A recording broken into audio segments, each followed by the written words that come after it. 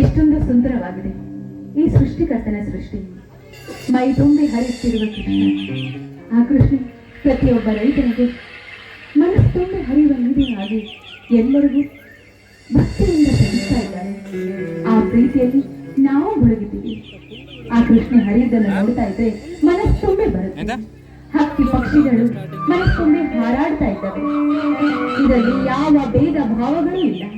ಆದ್ರೆ ಮನುಷ್ಯನಲ್ಲಿ ಭೇದ ಭಾವ ಅನ್ನೋದು ಯಾಕಿದೆ ಅಂತ ನನಗೆ ಅರ್ಥ. ಆದರೂ ನನ್ನ ಜಗದೀಶ್ ಗುಣದಲ್ಲಿ ಶ್ರೀಮಂತ. ಅವರನ್ನ ಕೈ ಹಿಡಬೇಕಾದ್ರೆ ನಾನು ಪುಣ್ಯ ಮಾಡಿರಬೇಕು. ಆದಷ್ಟು ಬೇಗ ನನ್ನ ಜಗದೀಶ್ನ ಕೈ ಹಿಡಿದು ಅವ್ರ ಮನೆ ತುಂಬಿಸ್ಕೊಳ್ಬೇಕನ್ನೋದೇ ನನ್ನ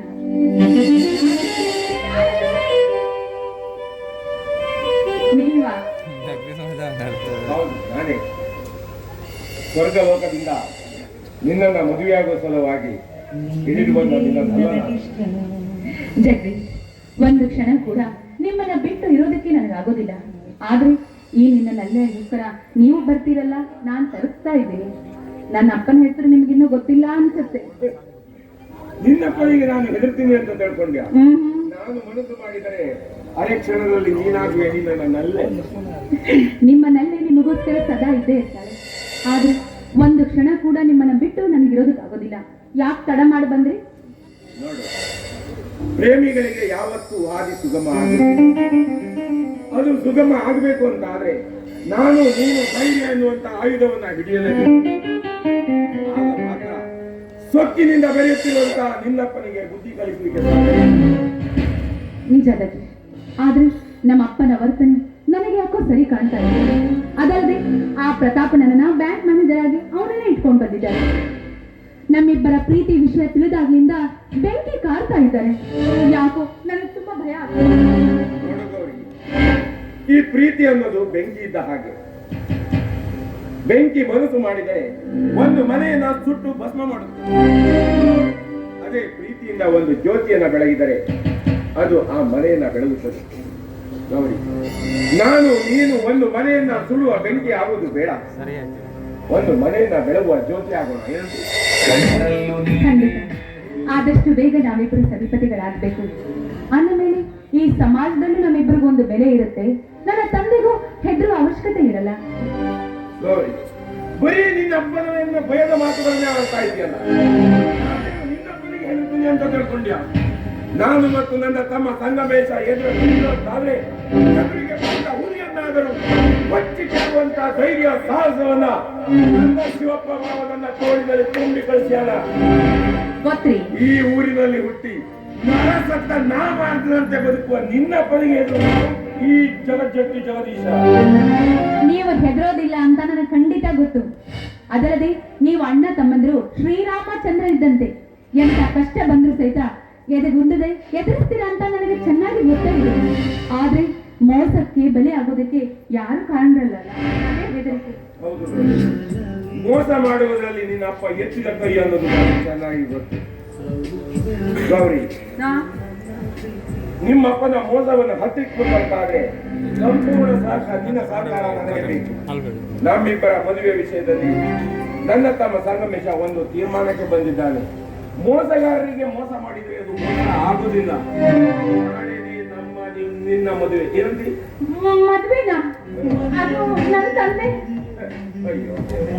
ನೀನು ನಿನ್ನ ತಂದೆಗೆ ಹೆದರ್ತಾ ಕೂತ್ಕೊಂಡೆ ಅಂತ ಆದ್ರೆ ಈ ಜನ್ಮದಲ್ಲಿ ನಮ್ಮಿಬ್ಬರ ಮದುವೆ ಆಗುದಿಲ್ಲ.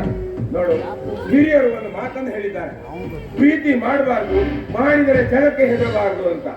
ನಾನು ಈ ಸಂದರ್ಭದಲ್ಲಿ ಇದೊಂದು ಮಾತು ಹೇಳ್ತಾ ಇದ್ದೀನಿ. ನೀನು ನಿನ್ನ ಅಪ್ಪನಿಗೆ ಹೆದರಬೇಡ. ಗಟ್ಟಿ ಮನಸ್ಸು ಮಾಡಿ ನನ್ನ ಬೆನ್ನು ಹತ್ತಿ ಓಡಿ ಬಾ. ನನ್ನ ತಮ್ಮ ಸಂಗಮೇಶ ಇದೇ ಊರಿನ ಮಲ್ಲಿಕಾರ್ಜುನ ದೇವಸ್ಥಾನದಲ್ಲಿ ನಮ್ಮಿಬ್ಬರ ಮದುವೆಗೆ ಸಿದ್ಧತೆ ಮಾಡಿದ್ದಾನೆ. ನಾಳೆನೇ ಇರುತ್ತೀಯ? ಸರಿ, ನನ್ನ ಹಣೆ ಬರದಲ್ಲಿ ನನ್ನ ತಂದೆಗೆ ವಿರುದ್ಧವಾಗಿ ಈ ರೀತಿ ಮದುವೆ ಆಗ್ಬೇಕನ್ನೋದು ನನ್ನಿದ್ರೆ ಯಾರಿಂದಲೂ ತಪ್ಪಿಸೋದಕ್ಕೆ ಸಾಧ್ಯವಿಲ್ಲ. ಖಂಡಿತವಾಗ್ಲೂ ಕೆಲವೊಂದು ಸಂದರ್ಭದಲ್ಲಿ ಕಂಕಣ ಭಾಗ್ಯ ಕೂಡಿ ಬಂತು ಅಂತ ಆದ್ರೆ ಕರುಳಿನ ಸಂಬಂಧವನ್ನ ಕಳ್ಕೋಬೇಕಾಗ್ತೈತಿ. ಗೌರಿ, ನೀನೇನು ಚಿಂತೆ ಮಾಡಬೇಡ. ನಿನ್ನ ಕೂದಲು ಕೊಂಕದ ರೀತಿಯಲ್ಲಿ ನಾನು ನಿಮ್ಮ ಮನೆಗೆ ಬಂದು ನಾನು ನಿನ್ನನ್ನ ಕರೆದುಕೊಂಡು ಬರ್ತೀನಿ. ನೀನು ತಯಾರಾಗಿರುತ್ತೆ. ಮಹಾರಾಣಿಯವರೇ, ಹ್ಮ್. ಈ ಸಂದರ್ಭದಲ್ಲಾದರೂ ನಿಮ್ಮ ಈ ಇದರಿಂದ ಒಂದು ಸುಂದರವಾದ ನಗುವನ್ನು ಹೊರಬೂಸವಾಗಿದೆ. ನೀವು ನನ್ನ ಜೊತೆ ಇರಬೇಕಾದ್ರೆ ನನ್ನ ಜೀವನದಲ್ಲಿ ಯಾವಾಗಲೂ ನಗುವೇ ಇರುತ್ತೆ. ಆಹಾ, ನಿನ್ನ ಈ ನಗುವನ್ನ ನೋಡ್ತಾ ಇದ್ದರೆ ಭೂಮಿ ಮತ್ತು ಸ್ವರ್ಗ ಒಂದಾದಂತೆ ಕಾಣುತ್ತೆ. ನನ್ನ ಹೃದಯದಲ್ಲಿ ಸಪ್ತ ಸ್ವರ್ಗ ತಂದ್ರಿಗಳು ನೀಡ್ತಾ ಇವೆ. ಈ ಸಂದರ್ಭದಲ್ಲಿ ನಿನ್ನ ಮಧುರವಾದ ಸ್ವರದಿಂದ ಒಂದು ಸಂಗೀತವನ್ನು ಹೊರಸೂಸಲಾಗಿದೆ. ನೀವು ಹೇಳಿದ ಮೇಲೆ ನಾನು ಇಲ್ಲ ಅನ್ನಿಲ್ಲ.